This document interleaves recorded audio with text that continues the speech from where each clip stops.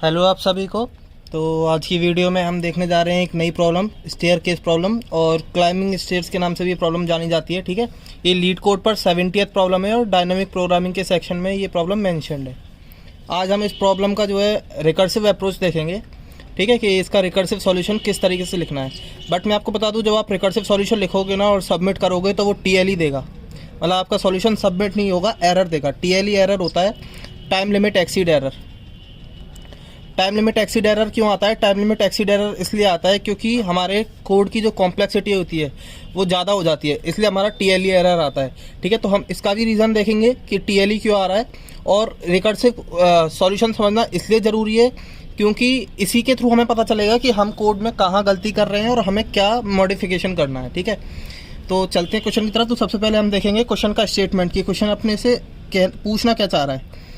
तो क्वेश्चन का स्टेटमेंट कुछ इस तरीके से है कि हमें एक स्टेयरकेस के n स्टेप्स दिए हुए हैं। ठीक है, हमें n स्टेप्स क्लाइंब करके ऊपर जाना है और इसमें कंडीशन ये है कि या तो हम एक बार में 2 स्टेप ले सकते हैं, ठीक है, या एक बार में 1 स्टेप ले सकते हैं बस। मतलब जैसे 4 दिया है तो 4 स्टेप्स को चढ़ने के लिए आप या तो पहली बार में 2 ले लो, पहली बार में नहीं, मतलब हर बार में या तो 2 ले लो या फिर 1 ले लो, इससे ज़्यादा नहीं। मतलब आप एक बार में या तो 2 सीढ़ियाँ चढ़ सकते हो या 1 सीढ़ी चढ़ सकते हो, इससे ज़्यादा नहीं चढ़ पाओगे। ठीक है, और हमें बताना है कि इस तरीके से चढ़ने के बाद how many ways are there to climb n steps. ठीक है, टू क्लाइंब एन स्टेप्स। तो हमें वेज बताने हैं और हमारे पास कंडीशन है कि 1 स्टेप या 2 स्टेप ही आप चढ़ सकते हो एक बार में, इससे ज़्यादा नहीं चढ़ सकते हो। और एन हमें दिया होगा क्वेश्चन में। ठीक है, एन के लिए कंस्टेंट्स भी गिवन होंगे। एन के लिए कंस्टेंट कुछ इस तरीके से होंगे कि एन विल बी 1, 2 और कोई भी यहाँ पर बड़ा नंबर 1000, 2000 या फिर कोई भी इससे ही बड़ा नंबर। और 1 से हमेशा होगा, एन 0 का कोई सेंस नहीं बनता, इसलिए यहाँ पर हम एन 0 नहीं लेते हैं, क्योंकि एन 0 बोलेगा कि आपको 0 स्टेयरकेस चढ़ के ऊपर जाना है, तो उसके लिए तो क्या ही लिखना है कि मतलब आप टॉप पे ही हो ऑलमोस्ट। ठीक है, इसलिए एन हमेशा 1 से, और यहाँ पर कोई भी बड़ा नंबर इस तरीके से हमें कंस्टेंट गिवन होते हैं। ठीक है, तो क्वेश्चन के स्टेटमेंट को और क्लियरली समझने के लिए हम थोड़े बहुत एग्जांपल्स की मदद ले लेते हैं। ठीक है, एग्जांपल देख लेते हैं। यहाँ पर एग्जांपल किस तरीके से, पहला एग्जांपल मान लो हमें n = 2 दिया है। ठीक है, n = 2 दिया है, यानी कि हमें बताना है कि 2 स्टेप्स दिए हुए हमें एक स्टेयरकेस के, और इन 2 स्टेप्स को चढ़ने के लिए हमारे पास कितने तरीके हैं। तो देखो, पहला तरीका है अपने पास कि अपन दोनों स्टेप एक एक करके चढ़ जाएं। ठीक है, और दूसरा तरीका है अपने पास कि अपन जो 2 स्टेप दिए हैं दोनों को एक ही बार में चढ़ जाएं, 2 स्टेप चढ़ के। ठीक है, तो यहाँ पर 2 ways टू क्लाइंब 2 स्टेप्स। ठीक है, अब मान लो कि अगर हमें दिया हुआ है n = 3, मतलब टोटल नंबर ऑफ जो स्टेप्स दिए हुए हैं वो हमें दिए हैं 3, हमें 3 स्टेप्स चढ़ के ऊपर जाना है। तो देखो, पहला तरीका तो है कि अपन एक एक करके चढ़ेंगे, ये सबसे बेसिक है। ठीक है, जो अपन जनरली यूज़ करते हैं। दूसरा तरीका है कि अपन ने पहली बार में 1 स्टेप लिया, फिर 2 स्टेप ले लिए। और तीसरा तरीका है कि अपन ने पहली बार में 2 स्टेप ले लिए और फिर 1 स्टेप ले लिया। तो 3 स्टेप को चढ़ने के लिए हमारे पास 3 तरीके आ गए। ठीक है, अपने को कंडीशन गिवन थी कि अपन एक बार में या तो 2 स्टेप लेंगे या 1 स्टेप लेंगे, और अपन वही फॉलो कर रहे हैं। देखो, 2 से ज़्यादा स्टेप हमने किसी भी उसमें नहीं लिए हैं। इस केस में भी अपन ने 1 लिया है, इस केस में भी 1 और 2 ही लिया है, इस केस में भी 1 और 2 ही लिया है। ठीक है, तो अपन यहाँ पर 3 स्टेप को चढ़ने के लिए 3 वेज आ गए। ठीक है, अब देख लेते हैं एक और एग्जाम्पल। मान लो n = हमें दिया है थोड़ा 4। ठीक है, 4 स्टेप्स हैं, हमें इसके वो देखने की कितने तरीके हैं हमारे पास 4 स्टेप्स चढ़ने के। तो देखो, पहला तरीका तो बेसिक जो हम यूज़ करते हैं, 1 1 1 एंड 1। ठीक है, एक एक करके चढ़ गए। दूसरा तरीका है कि पहली बार में हमने 1 स्टेप लिया, फिर 2 स्टेप ले लिए, फिर 1 ले लिया। तीसरा तरीका है कि पहली बार हमने 1 लिया, फिर 1 लिया, और फिर बाकी 2 स्टेप बचे थे ना, उन्हें एक बार में ही चढ़ गए। चौथा तरीका है पहली बार में ही हमने 2 ले लिए, फिर बाकी जो 2 स्टेप बचे उन्हें एक एक करके चढ़ गए। ठीक है, और पाँचवा तरीका है कि 4 स्टेप हैं और हमने 2-2 करके 4 स्टेप चढ़ लिए। तो टोटल जो 4 स्टेप्स को चढ़ने के जो तरीका है वो है 5 वेज। ठीक है, तो ये ये है कि पहले एक एक करके चढ़े, फिर 1 लिया, फिर 2 लिए, फिर 1 लिया, फिर एक एक करके 2 स्टेप चढ़े, फिर बाद में 2 स्टेप चढ़ लिए, फिर पहले 2 ले लिए, फिर एक एक करके चढ़ गए। ठीक है, और आखिरी जो स्टेप था ना उसमें चारों स्टेप्स को 2-2 करके चढ़ गए। तो टोटल 5 वेज आ गए जब हमारे पास n = 4 गिवन था। ठीक है, तो यहाँ पर हमने देख लिया कि हमें क्वेश्चन में करना क्या है, एग्जाम्पल से क्लियर हो गया। ठीक है, आप देख लें थोड़ा इसके कोड की तरफ चलते हैं। तो देखो, हमें क्या लिखना है, हमें इसका लिखना है रिकर्सिव सॉल्यूशन, है ना। रिकर्सिव सॉल्यूशन के लिए सबसे बेसिक, सबसे इंपॉर्टेंट चीज़ क्या है? Base case. हमें बेस केस देखना पड़ेगा क्योंकि हम रिकर्सिव सॉल्यूशन लिख रहे हैं। और बेस केस को लिखने का तरीका क्या होता है कि हम सबसे मिनिमम इनपुट की तरफ नज़र डालते हैं, है ना। क्योंकि मिनिमम इनपुट की तरफ क्यों, मैं आपको पहले ही बता चुका हूँ। क्योंकि जो जैसे कि रिकर्सन कैसे वर्क करता है, रिकर्सन वर्क करता है कि हमें n निकालना है, तो रिकर्सन कॉल करेगा n-1 पे, फिर कॉल करेगा n-2 पे, तो घटता जा रहा है ना। जैसे 4 पे करना है, 3 पे, फिर 2 पे, फिर 1 पे, फिर 0 पे, आगे भी जाएगा। अगर ये बाउंड कंडीशन में होगा कि माइनस में भी जा सकता है तो -1 पे। तो हम मिनिमम कंडीशन देख लेते हैं कि मिनिमम कहाँ तक जाएगा, उस पर अपना आउटपुट देख लेते हैं। उसके बाद फिर हम क्या करते हैं कि वहाँ से उसे बेस केस बना देते हैं, ठीक है। अब हमें इस क्वेश्चन की कंडीशन में दिया था कि या तो हम एक बार में 2 स्टेप ले सकते हैं या 1 स्टेप ले सकते हैं, ठीक है ना। इससे कम नहीं ले सकते, 1 स्टेप से कम नहीं ले सकते, ठीक है। और 2 स्टेप भी अपना मिनिमम है। अगर हमने कहीं पे 2 स्टेप लिया ना तो वो भी एक, मतलब एक तरीके से हमारा ये भी मिनिमम हो जाएगा। मान लो अगर दो दिया हुआ है हमें, n=2 दिया था, जैसे हमने n=2 का एग्जांपल लिया था, तो यहाँ पे हमने एक बार में चढ़ गए थे ना 2 स्टेप लेके, ठीक है। तो यानी कि हमारे पास यहाँ पर 2 मिनिमम केसेस हैं, ठीक है। तो 2 मिनिमम अपने पास कौन कौन से हो गए? n=1 एंड n=2, ठीक है। हम इन दोनों से अपना बेस केस बनाएंगे, ठीक है। ये अपना बेस केस बनेगा इन दोनों केसेस से। तो बेस केस क्या होगा? इफ़ n=1 हम रिटर्न कर देंगे 1, ठीक है। और इफ़ n=2 हम रिटर्न कर देंगे 2, ठीक है। ये कैसे? देखो, अगर n=1 है यानी कि हमें 1 स्टेप ही दिया हुआ है और 1 स्टेप को चढ़ने के कितने तरीके हैं कि हम एक बार में ही उसे चढ़ जाएं 1 स्टेप लेके, ठीक है। तो यानी कि रिटर्न 1 एक तरीका है। और ये n=2 पे हमने देखा था कि यहाँ पर कितने तरीके हैं? 2, ठीक है। तो ये अपना हो गया बेस केस पूरा, ठीक है।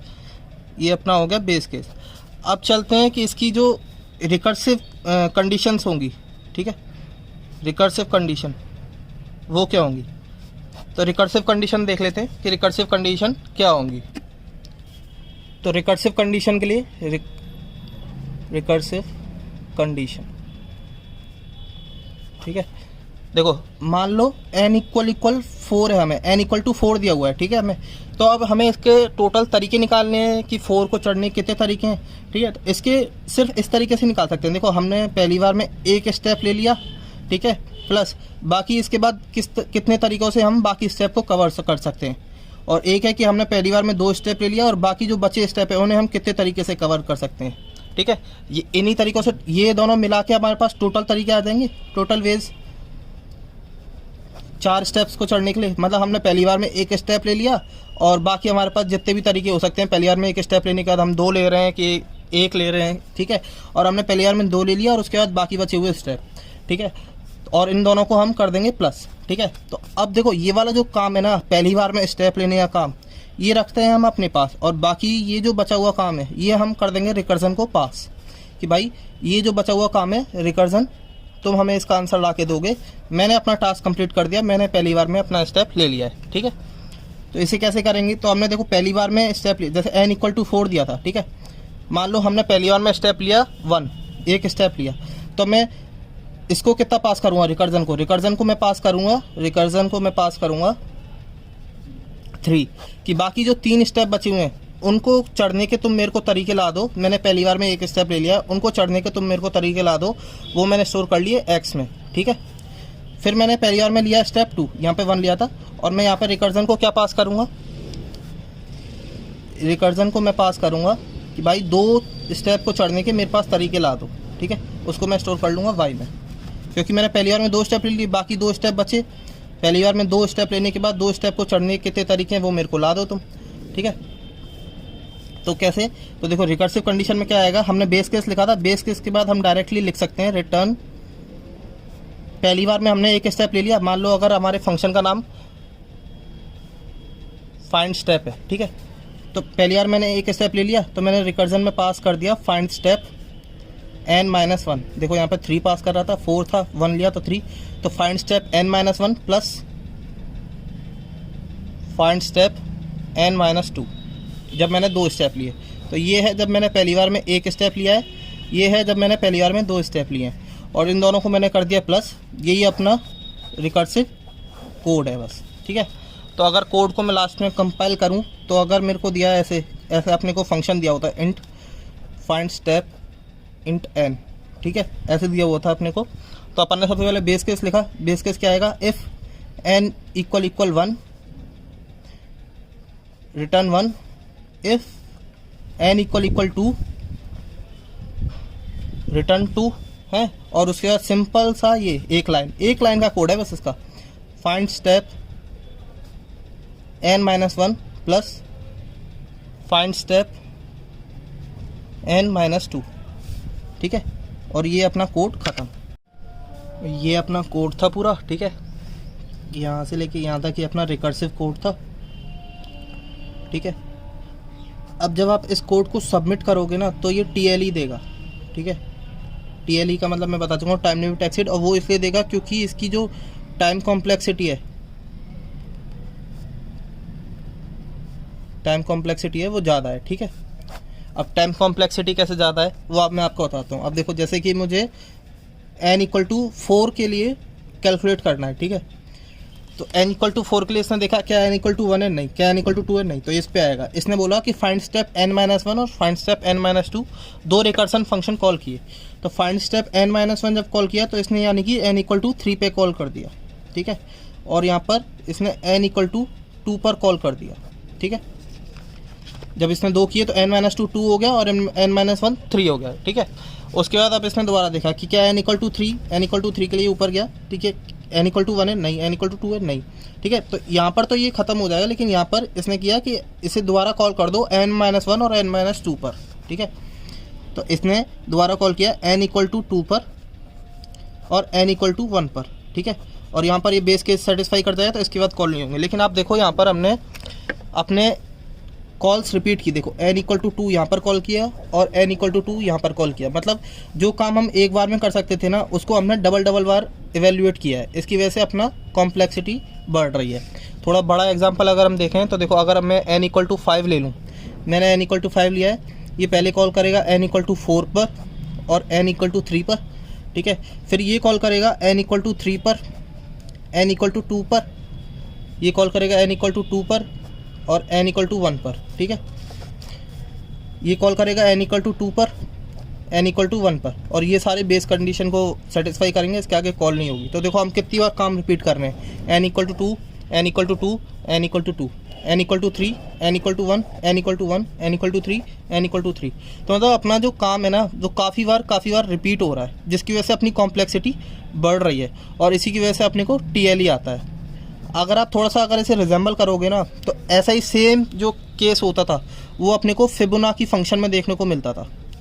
फिबोनाची फंक्शन में भी अपने को सेम यही मिलता था। हम वहाँ पर फिबोनाची फंक्शन में हम अगला नंबर कैसे निकालते हैं, पिछले दो नंबर का सम करके n-1 प्लस n-2 अगला नंबर इस तरीके से निकलता है। सेम ही कंडीशन यहाँ पर है n-1 और n-2। तो अपने को फिबोनाची फंक्शन की जो कॉम्प्लेक्सिटी है वो इसके रिकर्सिव कोड में मिलती है, जिसकी वजह से ये TLE देता है, ठीक है। अब हम इसे TLE को रिड्यूस करने के लिए क्या कर सकते हैं, तो देखो TLE को रिड्यूस करने के लिए हम कर सकते हैं कि जब हमने ये n=2 कैलकुलेट किया है यहाँ पर, मतलब सॉरी यहाँ पर हमने पहले कैलकुलेट कर लिया, इसने 4 ने कैलकुलेट किया ना, 4 ने 3 पे कॉल की और 2 पे कॉल की, तो 3 इवैल्यूएट हुआ, 2 इवैल्यूएट हुआ। जब ये 2 इवैल्यूएट हुआ हम इसको किसी एक वेरिएबल में स्टोर कर लें और जब यहाँ पर ये दोबारा कॉल करें तो हम यहाँ से ही डायरेक्ट इसकी वैल्यू रिट्रीव कर लें, हमें दोबारा पूरी कैलकुलेशन करने की ज़रूरत नहीं पड़े, ठीक है। ये होता है मेमोइजेशन, और मेमोइजेशन हम पढ़ेंगे अगली वीडियो में, ठीक है। तो अभी तक यहीं तक, इसके बाद हम देखेंगे अगली वीडियो में कि इस क्वेश्चन में हम मेमोइजेशन कोड किस तरीके से वर्क करता है। बाकी अगर आपको वीडियो पसंद आई हो तो लाइक कर देना एंड शेयर कर देना एंड सब्सक्राइब भी कर देना। Thank you.